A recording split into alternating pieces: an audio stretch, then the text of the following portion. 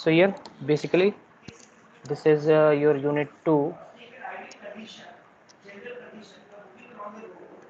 So we will be going through this unit 2, that is IIR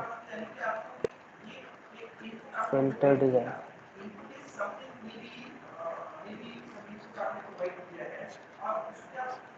So here IIR stands for infinite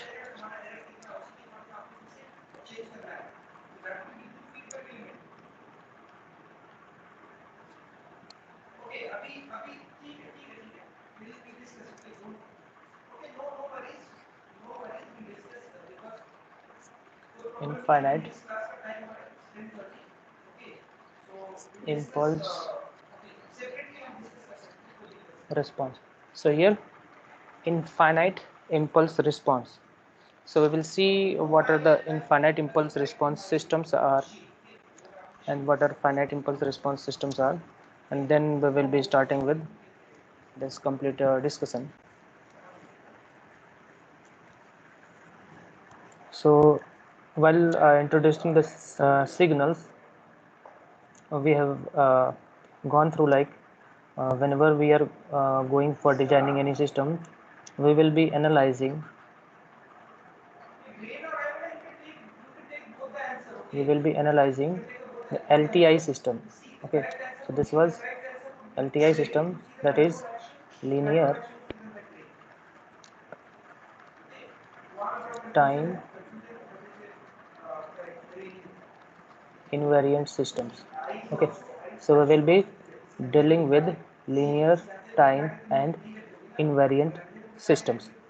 So here we know that if y of n is an LTI system, then it should be a function of different signals, and that signals should be having a relation with either present value or the past values only, because these LTI systems should be having causal property. Okay, so these are causal. So to have a causal system, they should be having the function y of n that should be dependent only on the present and past value. Okay, so these are representing the past values, and in terms of x of n, it should also be depending on this is x of n and other past values of x of n. Okay, so it will be a function of this. So we can represent this y of n like summation k equals to 1 if it is uh, we are taking only the x terms, then we will be having some x only the limited x terms, and if we are taking the y terms, so suppose if it is y terms that is starting with 1 to it is going to n, then some constant ak is there with y of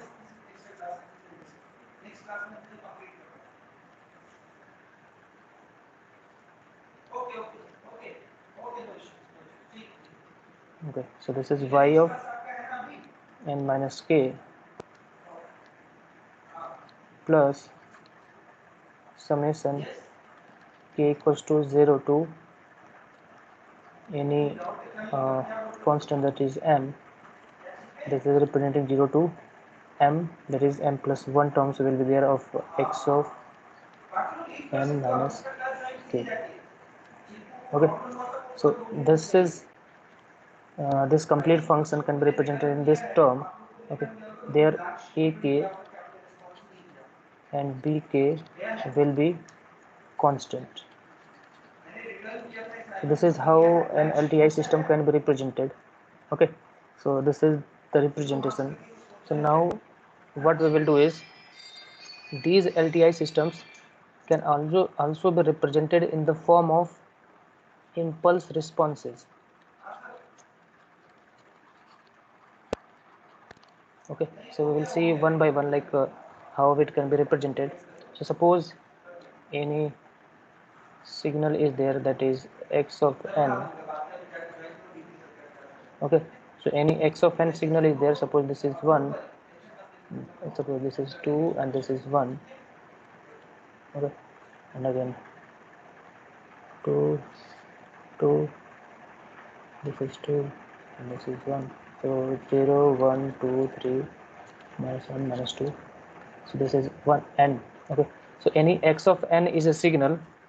Okay, and this x of n, suppose is being multiplied by, suppose this x of n is being multiplied by an impulse signal that is represented by delta n minus, suppose this is n minus k, and k will be n value. So this is a 0 to n, this is n values in 0 to n. So suppose k is at this point, so this is k, then it will be having a magnitude of 1. This is how delta n minus k will be represented. Okay, this is called unit impulse signal. So we have basically studied in the signal part. So this is unit impulse signal. So suppose these two signals are being multiplied, so we are basically multiplying x of n with delta n minus k. If these two signals are multiplied, then these properties we have studied in the previous classes. So this is, so if it is multiplied by delta n minus k, then it will be resulting x of k multiplied by, so multiplied by delta n minus k. That means if these two signals will be multiplied, the resulting signal will be an impulse signal, and this is an impulse signal, the same impulse signal that we are multiplying with a magnitude of x of k. So whatever, uh, suppose at this point, this is the k point in 0 to n in x of n. So at this point it is 2. So after multiplying these, all the terms will be 0. The only term will be remaining is the k term. So this k term, 1 magnitude multiplied by 2 will be a 2.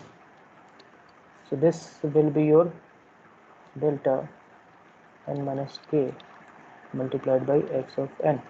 Okay, so x of n multiplied by delta n minus k will be given by this representation, this segment. Okay, so similarly we are again multiplying with one more term. Instead of delta n minus k, we are multiplying x of n delta n minus, suppose any p variable is there, and this p is k is greater than p.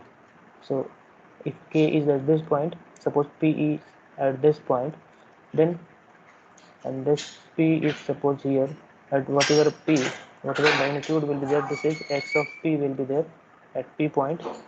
So after multiplication at p point, the magnitude will be x of p. Similarly here the magnitude was, this was x of k. Okay, so this will be your multiplication of x of n into delta n minus p.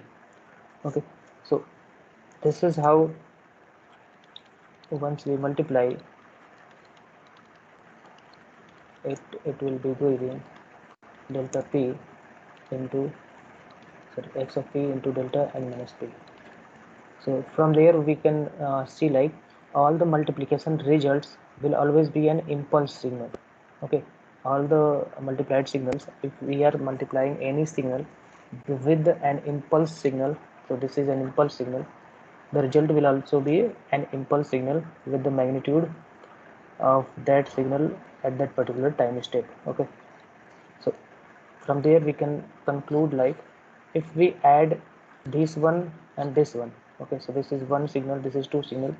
Similarly, if we are adding these two signals or all other signals that is being multiplied having 0, 1, 2, 3, 4 up to infinity and either up to minus infinity steps with impulse responses, we will be getting the complete your x of n.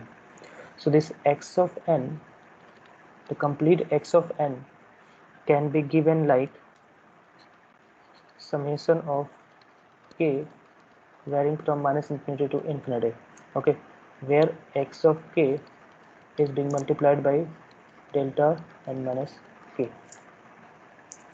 Okay, so from there we can see, like, we can represent any signal. Okay, so any signal is there, x of k, sorry, x of n is any signal. This x of n can be represented in terms of impulse signals. Okay, so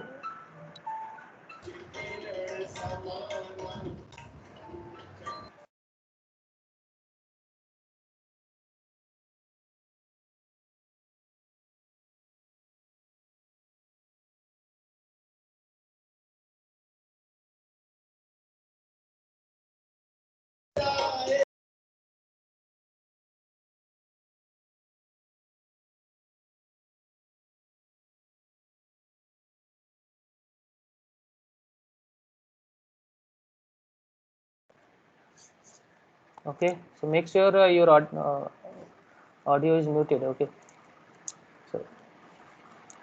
so this is how we can represent any signal in terms of their impulse, product of impulse responses. So impulse response, this is your complete that signal will multiplied by impulse signal. So once we are multiplying any signal with impulse signal, this will be complete considered as impulse response. So we can represent any signal with some summation of their impulse responses. Okay, so this is how a signal can be represented.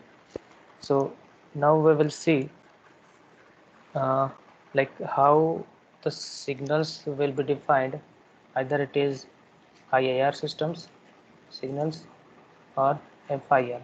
So we will be basically defining IIR, that is infinite impulse response systems, and finite impulse response systems. Okay, so we will see one by one. So suppose any signal is there that is represented by y of n, that is having a summation with k is equals to 0 to a constant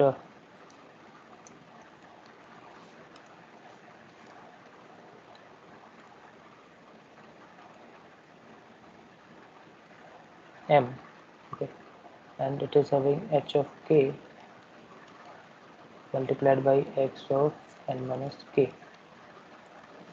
Okay, so from there we can note it like y of n can be given by h of 0 by putting the k value, h of 0, x of uh, n will be there, this n, x of n will be there, then uh, h of 1 with x of n minus 1, and so on up to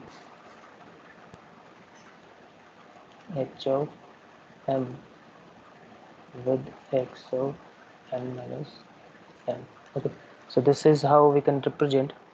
So if the k value is ranging from 0 to some finite value m, this is finite value m, then this y of n will be represented such that it will be having finite number of terms. Okay, finite number of steps will be there. So this can be represented in the graph like y of n can be having a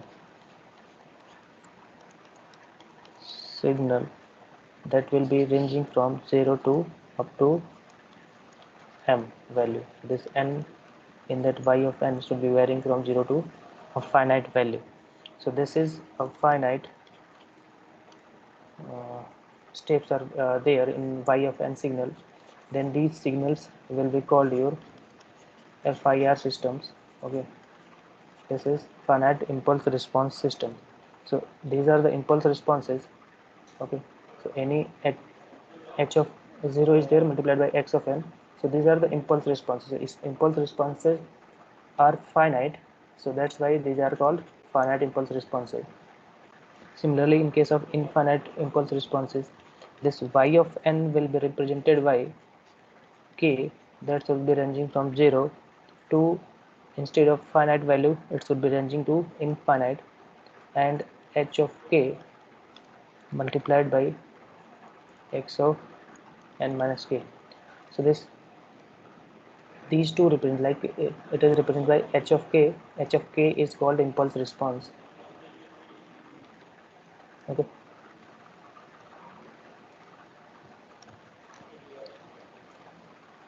This representation and the representation like k equals to 0 to m x of n into h of n minus k. These two are similar to each other, so these two will be given the same result. So this concept we have studied in the previous slide, like the two are being multiplied, these are the impulse signals. So similarly, these are the impulse responses, and the shifted sequences of step that impulse responses will be multiplied by the signal, and after adding we will be getting our complete systems. Okay. So this complete system is having finite sequences, then finite step, then y of n will be considered a Fourier system. Similarly, this can be represented by k equals to 0 to up to infinity, and x of n will be multiplied by impulse response like h of n minus k. So after expanding this, we will be getting 0 to infinite sequence. So there will be total infinite number of sequences. So these are called IIR system. So any system that will be represented in the form of this, like either this one or this one, these are called IIR systems. So in this unit, we will be basically going for designing IIR filters, and before that we will be studying the IIR systems, like how um, the IIR systems are there. So these are the representation, basic representation, and then how we can use this IIR systems to represent an IIR filter. So basically the IIR filters are represented uh, in terms of analog filters. So whenever any IIR filter is there, okay, so any IIR filter is there, this will be similar to an analog filter. So analog filters are referred as the IIR filters basically. Okay. So why we need to study these analog filters? We will see that. So in that analog filters, we basically study is the low pass filter. Okay. So in analog filters, we will be basically studying the low pass filter, and these low pass filters are the filters that can be used to design all other type of filters. So this low pass filter designing method, whatever method we will be following for designing the low pass filter, that will be applicable to all other filters.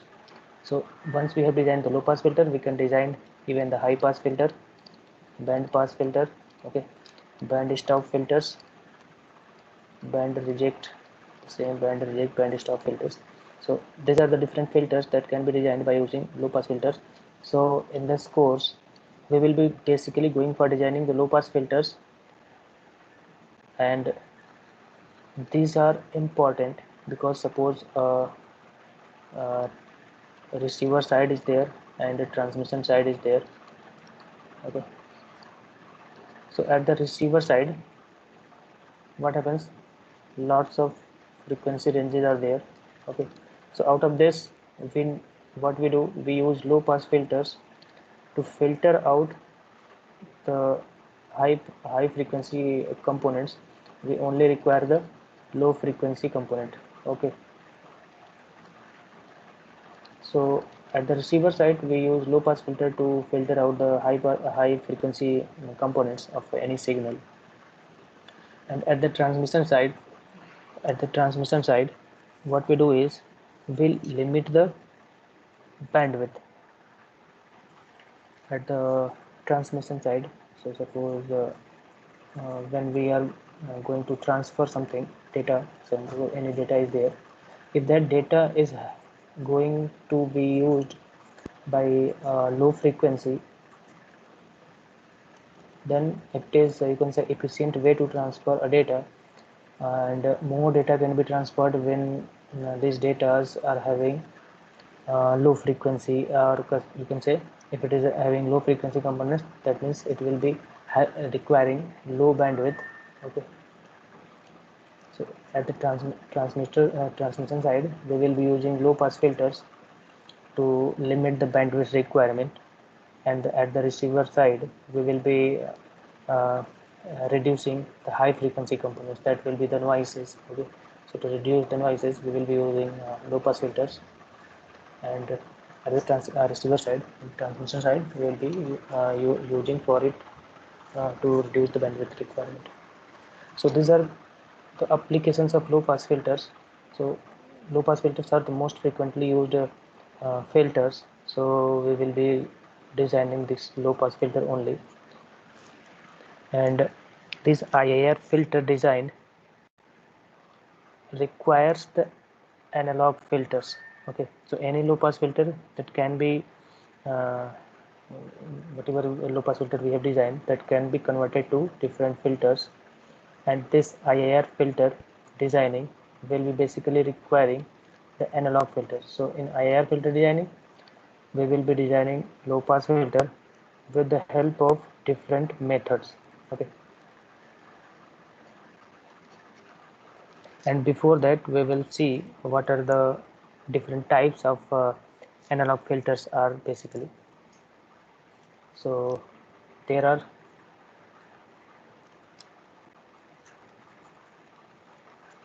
types of analog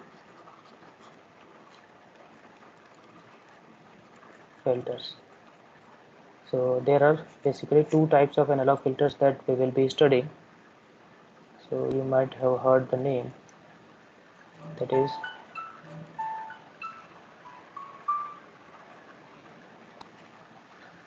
Butterworth. It is Butterworth filter. Okay. Another one is the method that is called Chebyshev.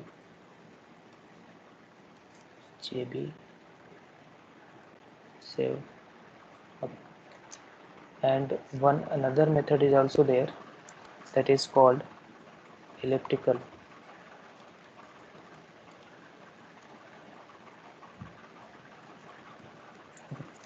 So these are the different types of analog filter designing. So in Butterworth approximation, this is Butterworth approximation filter design. This is how different filters can be designed. So in Butterworth, it is the simplest of all the methods. So this is called the simplest method to design analog filters, but it is having higher cost. So we will see later that how this higher cost and simplest designing is basically. So simplest in the sense here in the terms of mathematical analysis, and this if it is having simplest design, then we will be going to prefer Butterworth filters. And in Chebyshev filters, it is also simple but not up to that mark, that is Butterworth filter, and it is having low cost. Okay, so based on our trade-off, like what trade-off we are basically requiring for designing our or satisfying our specification, we will be going to design either uh, filter either by using Butterworth approximation method or by using Chebyshev approximation method. And this elliptical filter is the most optimized. So what is this most optimized method is like, this most optimized method is called like here two trade-off points or two trade-off parameters are there, so it will be optimized to all these two parameters. So it will be most optimized uh, filter design method, and also these are having no mathematical formula. It is having no fixed mathematical formula. So there is no mathematical formula to design any filter by using elliptical method. So this Butterworth and Chebyshev are having fixed mathematical formula. These are having fixed mathematical formula, and this Chebyshev is also having a fixed mathematical formula.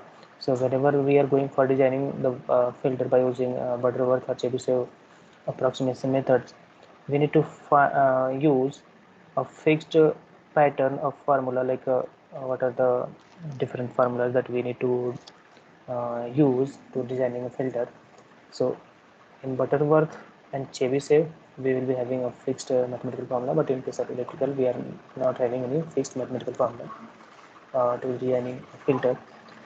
So in our course, we will be basically dealing with the Butterworth filter design and Chebyshev filter design.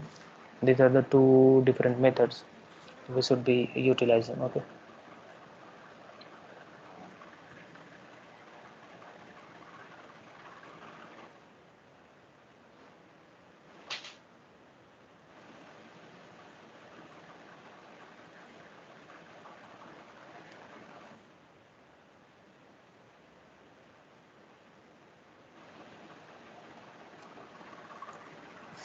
Okay.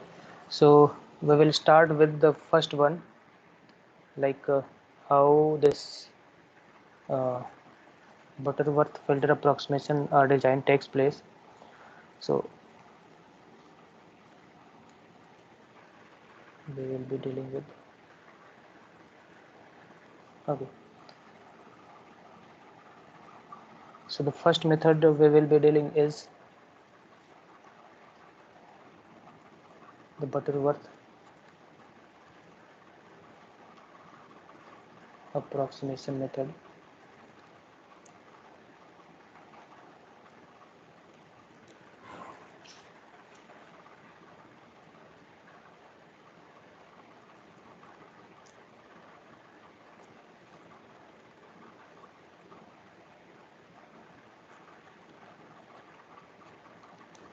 Okay.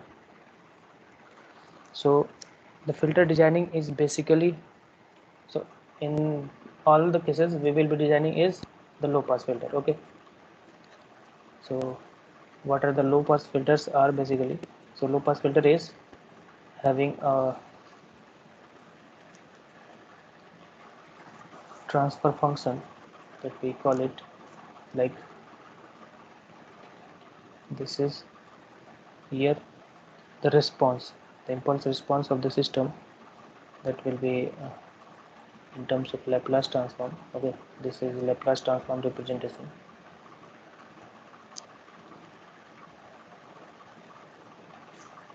and this will be your frequency term. Okay. So if low pass filter is there, it will be having a gain up to some frequency, and this frequency will be called your cutoff frequency, and after that it will be having zero gain. So it will be having a constant gain. Okay, so it could be normalized to a magnitude of 1. So this is called pass band, so ranging from 0 to omega c. This will be your pass band range, and this range will be your stop band range. Okay, so this is the ideal low pass filter transfer function. So this is,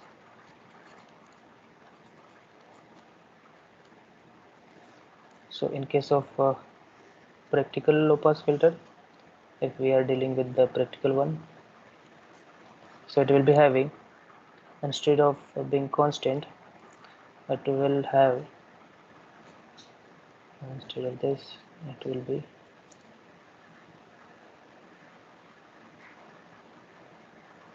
okay. So this is how uh,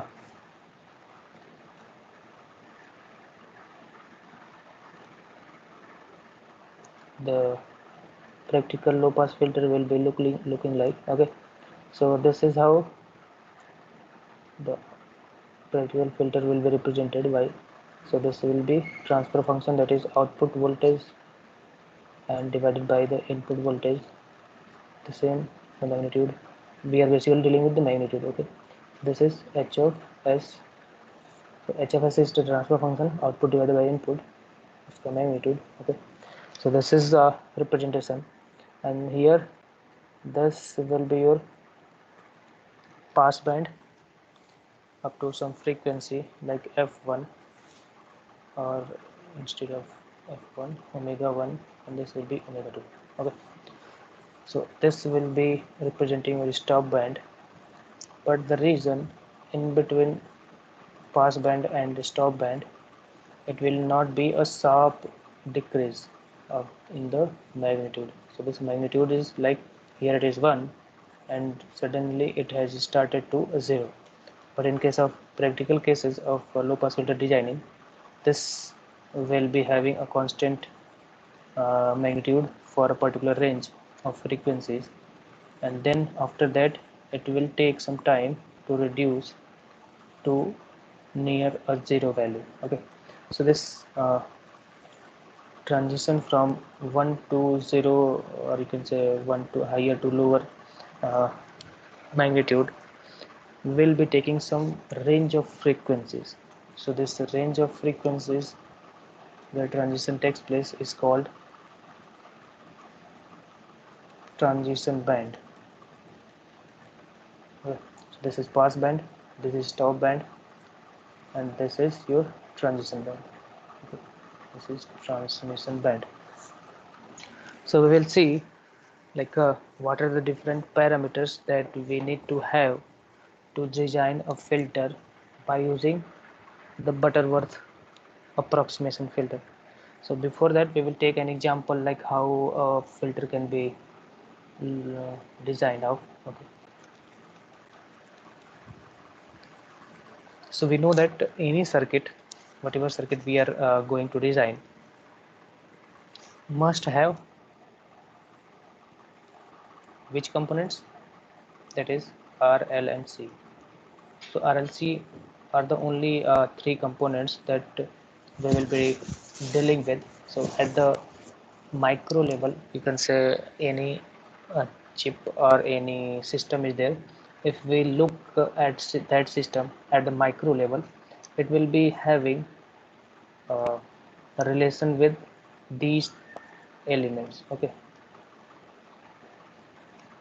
so any system we will be dealing should be having a relation of RLC components. Okay, so this low pass filter, by using the basic or simplest low pass filter that we will be dealing is a resistance connected with the capacitor, and here we will be giving the input voltage. Okay, so this will be the input voltage, this is positive, this is negative, and here plus and minus, and this is R and this is C. Hello, yes, any doubts is there? Okay, and this will be your output.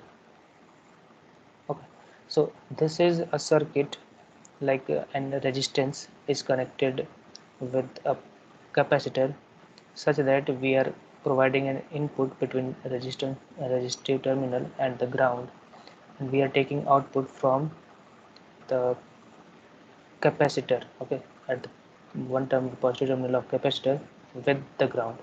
So this relation of resistor and a capacitor will be giving the transfer function like uh, V output will be given with respect to V input as XC or plus XC. So basically here XC is, it is representing the capacitive reactance. Okay, so it is given by 1 by 2 pi fc. So whatever fc is there, that is frequency. So 1 by, this is called omega c we represent. So this is how xc can be represented. So if xc is represented by this, r will be the resistance, this will be the capacitive reactance. Okay, so once we will be combining to get the output, so output will be given by x of c divided by r plus x of c. Okay, so this is how it can be represented. So once we put the value of xc here, so if we put the value of xc, it will be given like 1 divided by 2 pi, 1 by 2 pi fc will be given like r plus 1 by 2 pi fc. Once we simplify it, we will get 1 divided by 1 plus 2 pi fc into r. Okay, so this will be the way that it can be represented. So here we can see like, so this is the transfer function v0 divided by v in. Okay, so from there, if we take the magnitude of this one, then this transfer function should be showing the nature of this. Okay, this pattern, or this is the ideal one, this is the practical low pass filter, this is your practical. So this practical low pass filter will be represented by this circuit. Okay, so this circuit will be representing the practical low pass filter. So from there, so this transfer function should be 1. So if the frequency is ranging from 0 to a fixed value, that means if we are putting the frequency value to 0, if we put the frequency fc is equals to 0, then your transfer function, this is v output divided by v input mod, will be equals to, once we are putting 0, this is equals to 1. Okay, so if we are putting fc is equals to high value, so any high value will be there, so this high value will be providing, so 1 divided by a high value will be close to 0. Okay, so this transfer function will be given by approximately 0. Okay, so this is how the low pass filter is basically designed by using basic RLC components. So any system we will be dealing, this is just an overview, like if we are going for designing a filter design, that is analog filter design. So this analog filter designing will be made up of some components, analog components. So these components will be uh, represented or will be connected in such a way that it should be showing this graph. Okay, this transfer function. So this transfer function is represented by any circuital arrangement. That circuital arrangement will be considered as a low pass filter. Okay, so this is the basic of low pass filter, and if we call it the low pass filter in terms of their Laplace transform, the low pass filters can have the poles and zeros. So any system is there that is represented in the form of their Laplace transform. So suppose any system is there, A stands for analog system. So any system is there that is represented by their transfer function in terms of Laplace transform. So suppose it is written x of a z1,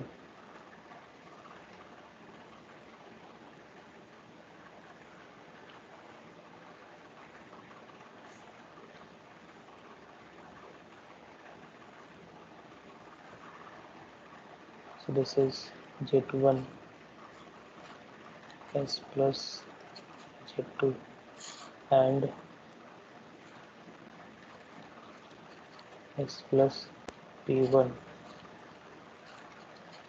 s plus p2. Suppose this is how transfer function is given for a system. Any system is there, analog system is there, whose transfer function is given by this. Then from there we can depict 2 points like number of zeros and number of poles. So do you know what is number of zeros and number of poles? What are poles and zeros? Yes. So any Laplace transform is there. It is having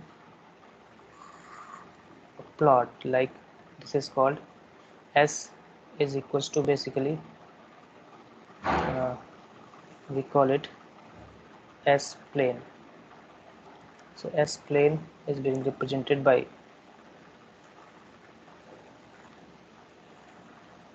S is basically sigma plus j omega. Okay, this is the representation just. So this will be an imaginary part, this will be a real part. So real part will be on x-axis and imaginary part, that is j omega axis, will be on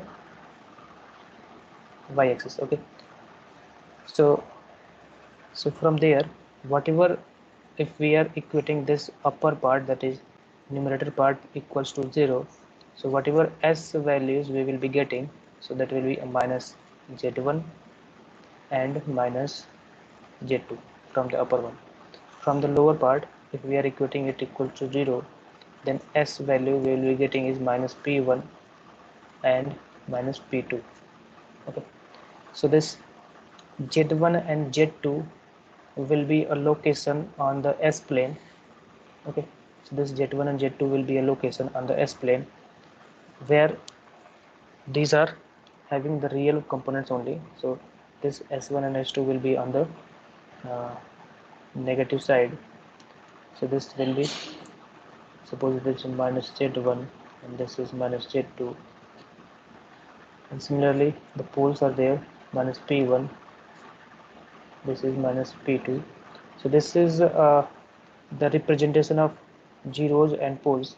So this whatever solution of a numerator part of the any transfer function is there, that solution will be called location of zeros or zeros. So these are basically zeros, and the solution of the denominator part will be considered as the poles. So this HAS is a system that is having two zeros and two poles. Okay. So it might be new to you, or maybe you should be knowing, but for an overview we are just seeing it, that how, because this is going to be used in further classes. So this is how we represent. So any system, suppose this HAS is a system. So if this system is to be stable,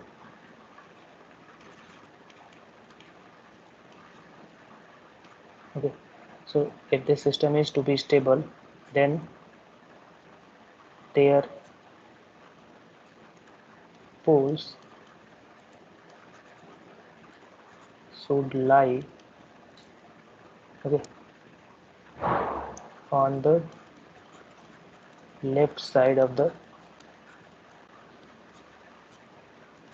S plane.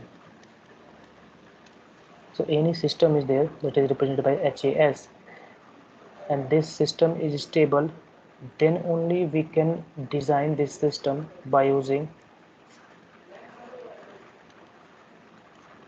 RLC components. So any system is there, if this system is stable, then only we can design it by using RLC components. So we must be uh, observing or checking whether the system is stable or not. And to check whether the system is stable or not in terms of their poles and zero locations, the poles of that system should be lying on the left side of the S-plane. So this is the right side and this is the left side, because this is your y-axis. Okay, so on the right side of the y-axis will be there poles are on the right side, then the system will be unstable, and if the poles are lying on the left half of the plane, left half of the y-axis, that will be considered as a stable system. And the poles that we represent is called is represented in terms of a cross. If this cross is sign is there, that means it is the location of a pole, and if this is the location of a zero, then it is represented by a circle. Okay. So once the S-plane representation of any system is given, then from there we can get like whether it is zeros or poles. Okay.